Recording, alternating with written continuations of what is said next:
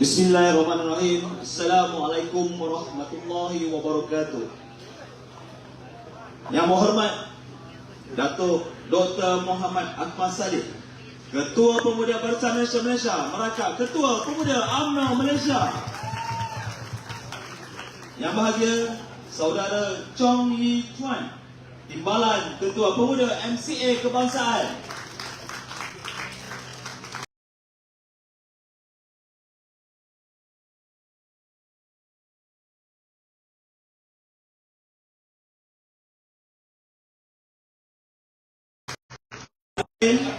Selaku Setiausaha Pemuda Barisan Nasional Malaysia. Yang bahagia Muhammad Solihin Muhammad Taji, Ketua Penerangan Pemuda Barisan Nasional Malaysia. Sahabat yang saya sayangi dan saya hormati, yang bahagia Saudara Nazirul Jamaluddin, Ketua Pemuda Barisan Nasional Perak. Esko Pemuda Barisan Nasional Malaysia, Ketua-Ketua Pemuda Negeri Perak, Komponen Barisan Nasional, Pengerusi Pemuda Barisan Nasional Parlimen, Pengerusi Pemuda Friend of PN Negeri Perak, tuan-tuan, puan-puan yang saya hormati sekalian.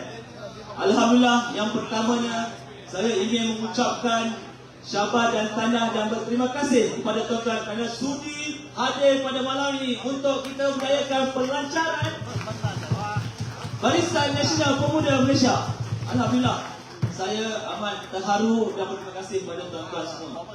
Saya pun, tuan-tuan yang sedia maklum, sebenarnya saya nak cakap sebenarnya tak tahu nanti tuan Datuk, tapi dengan semangat yang tuan-tuan ada telah memberikan semangat pada saya semula.